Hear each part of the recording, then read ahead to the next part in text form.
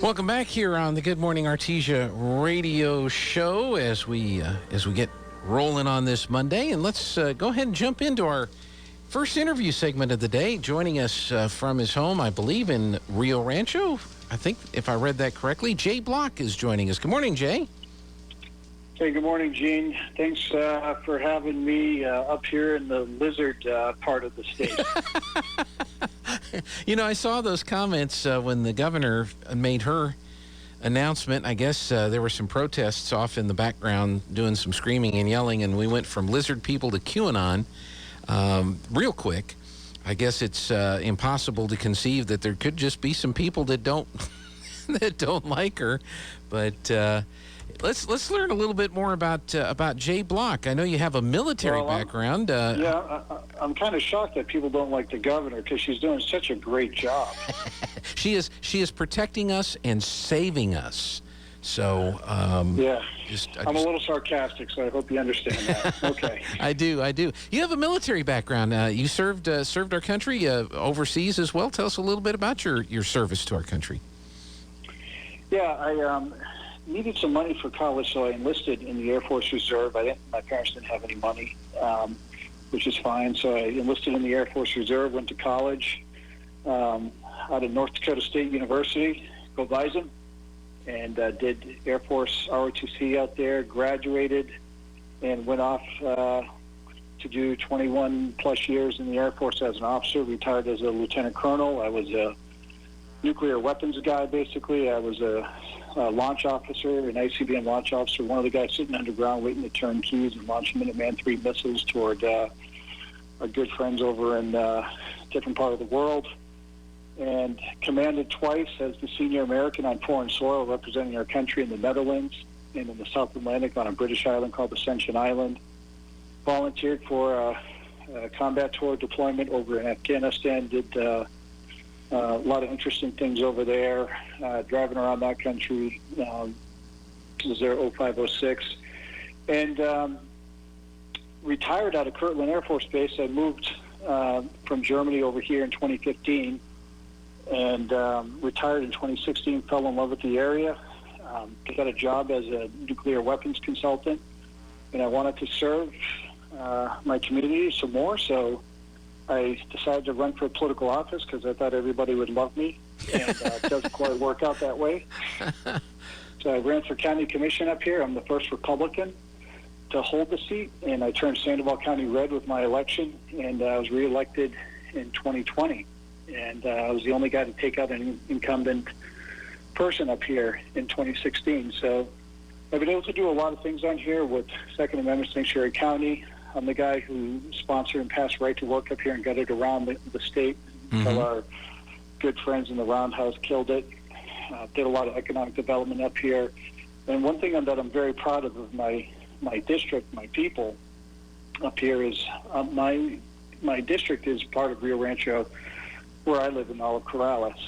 And this district is the only one that can say Rio Rancho, best place to live, Corrales, safest place to live. So we've done a lot of great things up here in Sandoval County, and I want to use that as a model for going forward because the governor is just a complete failure. She's destroyed the state. She has taken the soul out of hundreds of thousands of people around the state, and I could go on and on and on. But, you know, she's the most corrupt governor, the most unpopular governor we've ever had.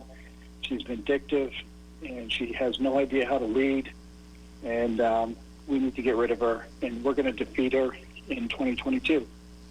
Well, it's an interesting background that you bring. You'll get to meet Mike Winters, our host in Roswell. He was an Air Force guy, and he was in Italy during Kosovo loading bombs onto the planes that were bombing the Aspen factory while Clinton was doing whatever he was doing back there. So you guys ought to have a fun conversation when you get into the Air Force stuff. Well, I'm the only candidate that has leadership across what I call the triad, you know, military service, private industry, and elected office. So, you know, I look forward to bringing all that experience to New Mexico because I know how to get things done. There's common sense policies out there that we can push New Mexico forward because right now we're last in so many damn areas. And we have, I think we're 49th in unemployment with 8.3%. And, again, this governor could care less about the people in New Mexico. She only cares about herself and consolidating power. And it's time that we can turn New Mexico back over to the people, because they're a hell of a lot smarter than she is. Well, it sure does seem that way, and it seems like there's a willing legislature, especially after the pandemic and the way that the governor's handled the pandemic. You would have thought that in the legislative session there would have been some efforts to try to pull back on some of that unlimited power that the executive branch seems to have, but that there just didn't seem to be the willingness to do that. Let's talk about your county commission race. Anybody that's been to Rio Rancho, that part of New Mexico, knows how rapidly that is growing. How diverse is that area? I mean, population-wise, demographic-wise, Well, it's very diverse. It's the fastest growing county in the state. Rio Rancho is the fastest growing city in the state. I think once we get the census results, Rio Rancho may pass Las Cruces as the second largest city in New Mexico. But you want to talk about diversity. Sandoval County is the number 2 county in the United States when it comes to Native American tribes. San Diego County in California has more tribes in that county than Sandoval County. So we're very, very diverse. We have, it's a large county. We have some, very rural areas. We have some urban areas. We have a lot of history here in Sandoval County. So, all walks of life are here, and it's the melting pot of New Mexico, in my opinion. And it's also one of the most prosperous counties as well, with the best schools, safest neighborhoods, great infrastructure, low unemployment, great jobs. So why can't New Mexico be like that? Sure. Well, what are they doing in Rio Rancho and in that part of the state of New Mexico that is so different from a crime perspective than what they're doing in, say, Albuquerque? Well, we don't have an idiot. Yeah, we don't have an idiot mayor like Albuquerque does, that actually demonstrated with the rioters last year with a blowhorn, protected by his police and yelling "I can't breathe" in a blowhorn. Mm-hmm. That's just that's to me, the people should be asking for him to resign. The mayor up here is a guy named Greg Hall, and the city council up here, and the county commission. We all support our police force. We've had candidates up here running to defund the police. We don't do that here. We're very pro-law enforcement here, unlike Albuquerque. And this is why you see people leaving Albuquerque and coming up here to Rio Rancho and Sandoval County. It's safer. The schools are better. You have school enrollment dropping in APS because APS is just such a disaster, controlled by the teachers' unions who refuse to let the students go back to school, and the governor won't go against them. So, this is a freedom-loving county and a freedom-loving city. We like to have control over our lives. So it's one of the reasons why we're prosperous and successful. Now, this part of the state that we're in, southeast corner of the state, and I understand you're going to be down here later today to meet with folks, and we'll talk about that in a minute, but this is oil and gas country, and we're getting a little tired of being beat up by both the governor's office and by the administration. As governor, how do you see the oil and gas industry, and what would your priorities be for that industry and for our part of the state? Well, you're going to have a friend in Santa Fe. I'm not going to beat you up and shame you like the governor has. The governor, when she was more concerned in 2020 with hoping to get picked as the VP or a cabinet secretary, when Biden was going around the country talking about how he was, he wanted to ban fracking, same with the future vice president. It's just a real idiotic position, and the governor not once stood up for you guys down there. And when Biden signed his executive order on the 20th of January, banning new leases on federal lands, which, by the way, the majority of our oil and gas operations are on federal lands, the governor says she was shocked. The governor's a complete liar, and the reason why she didn't say anything is because she was hoping to be picked on the Biden team. Mm-hmm. And I think the Biden team realized just how much of a disaster she is, and how much, with their scandals and everything, so they stayed away from her. So, so we're stuck with her. I'm not going to treat you that way. I'm going to support you 100%. I love your workers down there. I've met with them. I love the oil and gas industry, what you guys do for the country. And it's pretty pathetic that you got people like the governor and the president who really support importing oil from, people like countries like Russia who just hates us, and some of these Middle East countries. We used to be energy independent under the Trump administration, and now we're becoming energy dependent. You're seeing gas prices rise, inflation rise, and the governor's not doing a damn thing about it, and she could care less. She is playing leftist politics with radical environmentalists who have no clue about how efficient and how environmentally friendly the oil and gas industry is with new technologies. Well, that'll be very refreshing to hear in this part of the state. Now, Jay, you know as well as anybody, you've got Brian Egoff running the House. The legislature has some pretty powerful folks that were you to be successful, get the nomination and get elected, you're most likely going to be dealing with a Democratic legislature. What can the governor do in dealing with a hostile opposition party-run legislative body in New Mexico? Well, Brian Egoff is corrupt as hell. The guy is just, he pushed that HB6 because he's a trial attorney. All he cares about is suing people and getting money. He could care less about the state of New Mexico and the people hurting. But he's going to have to, well, put it this way. I know when I'm elected, I'm going to have at least a Democratic Senate because the Senate's not up till 24. But what I can do as governor, there's a couple things. I can try to work with them and not compromise my principles or my position, but I can also be the backstop to stupidity that's coming out of the roundhouse. And what we can also do is work in the rules in the regulations to work some of that would be a little bit more favorable toward business. And that's one thing that we can do, or I can do as governor. Now, are there some things that this governor has done, or current governor has done, that you would want to roll back? Things like some of this reliance on this big push to the wind energy, or recreational pot's going to save our economy and be the massive growth industry that we all know it can be, tongue inserted in cheek. Is there anything that needs to be rolled back if you were to be elected governor? Well, the problem is these laws are passed, so the genie's out of the bottle. I mean, it's kind of tough to, put the toothpaste back in the tube until you have, favorable roundhouse that would look at repealing these idiotic laws. So I do not favor recreational marijuana. I will tell you, growing up, my mother was a drug addict and alcoholic, and I've seen friends start with pot, and that's a gateway drug in my opinion. So no, I don't favor that at all. The jobs are not there. In fact, Colorado is just not doing well with recreational marijuana. Law enforcement hates it.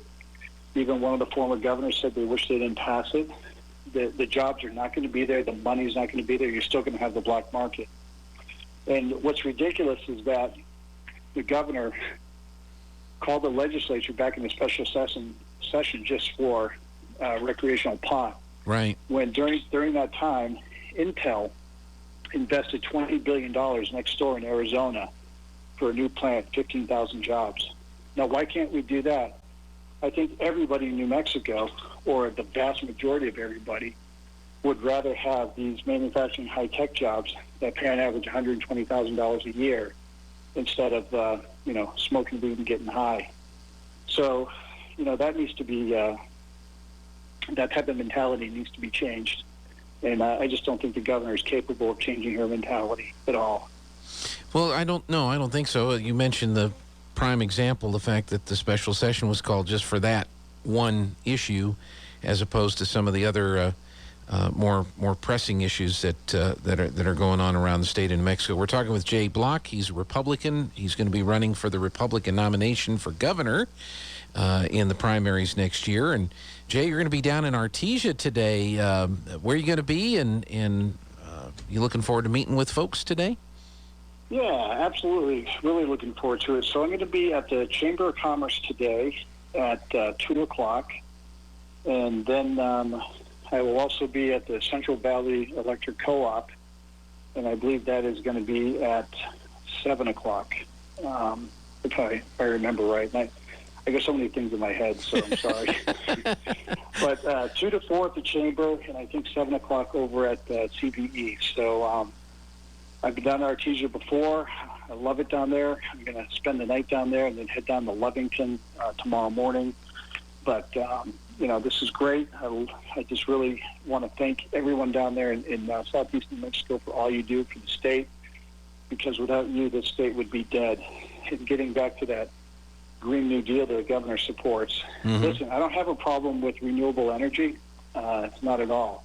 But what I do have a problem with is that it's being heavily subsidized by the government, and that's the problem. It's not going to help taxpayers. If you look at California, the issues they're having with blackouts and high utility rates, I'm not going to support that. The governor probably supports, higher utility rates to help subsidize the industry. I believe in a free marketplace, then you compete. And if there's an appetite for it from the market, then go out there and build windmills or solar panels and compete and make a lot of money. I have no problem with that at all. Well, I've often said the governor should endorse and encourage the nuclear energy industry to build a nuclear power plant, Gen 4, in New Mexico, then call up her bud out in California and say, you need energy? We got it for you. And think of how many jobs we would create and how much revenue for the state that would generate. It's funny you say that, because I don't know if you know this, but we get, I think it's up to 25% of our power is nuclear from Arizona. I'm not sure if you knew that or not, from Mesa Verde. I did not know that. Yeah, so I met with those guys, and we're importing power that's generated by nuclear energy. And, that's pretty impressive, actually. Yeah. And when I was living over in Europe, nuclear was very prevalent over there and very clean. And, I think it's an option. I mean, everything's on the table to meet our energy needs, to make sure energy is affordable for the people. Because right now, I mean, everything is inflation's rising. It's costing people. I mean, people are struggling out there. And the governor, she doesn't care. She's having her $200 a pound beef and drinking up a storm on our tax dollar. Crotch grabbing, behavior with her staff. I mean, it's just. I mean, you can't make this up. I mean, this is true. A governor so good, even the Biden administration passed on her. That's Yeah, I mean, you have a crotch-grabbing governor. You have her full of scandals. The first sitting governor with an ethics complaint against her. Yeah. She refuses to do interviews. She calls people names. She shames people in Espanola. She is so incompetent. She lost $250 million in payments, unemployment benefits. She is trying to hide her travel schedule because, that was a hypocrite. She fired people at CYFD for bringing to light, destroying records up there. This governor is just evil, and she is just unbelievable. I mean, there's so much more material. She could do nothing for the rest of her term, and I still got plenty of material to ding her on. I mean, it's just... That's true. It's ridiculous. She's a complete failed leader. She has no idea how to lead. By the way, a political historian that I know has, because you're fairly new to New Mexico compared to some of us, you need to say the most unpopular governor since Tony Anaya. So. No, yeah, I remember Tony Anaya. Yeah. Yeah. That might be a kind of fun reference there. Well, it's going to be hot today. But she's the most corrupt governor that we've had in our state's history by far. And quite frankly, she's the most evil governor for the things that she's done to the people of this state. Yeah. It's just pure evil. Well, she learned a lot from her mentor, Mr. Richardson. That's for sure. No question about that. It's going to be a warm one today, Jay. Down here, going to be like 102. I know you're probably not used to some of that heat. Well, I say in New Mexico. I was a nuclear weapons guy. I'm used to the heat. That's great. Well, Jay, we're looking forward to having you down in Artesia. You're going to be over at the Chamber of Commerce at 2 today. And then at Central Valley Electric in their meeting room later this evening around 7 o'clock. If folks want to reach out to you, I've got your website up on our screen for those that are watching, block4newmexico.com. Jay, look forward to meeting you and see what happens with all this. You too. I hope to see you today, Gene. And again, thank you for talking about the website. I always forget to talk about that. Please check it out. You'll see my policy initiatives. And if you want to get rid of our groping governor, please donate to the campaign so you can keep me on the road and we can finally have a better state and turn it around and give it back to the people, because we're going in the wrong direction. Jay, we're going to have you on some more, I'm sure, and look forward to meeting you later today. Jay Block, candidate for governor on the Republican side. Thank you so much for spending time with us this morning. Have a safe trip down here. Thank you, sir. Hey, real quick. Yeah. I don't know who that young man is who played the national anthem, but tell him great job from me, please. I was very impressed. Adam Folmar, he just graduated from Artesia High School, member of the band here, and we got him to do that for us a few months ago, and I will let him know. I'm sure he will appreciate your comments. Yeah. Great job, Adam. Thank you. Appreciate it. See you later. Thank you, Jay. Jay Block with us here on the Good Morning Artesia radio show. Let's see what else Jared's dug up for.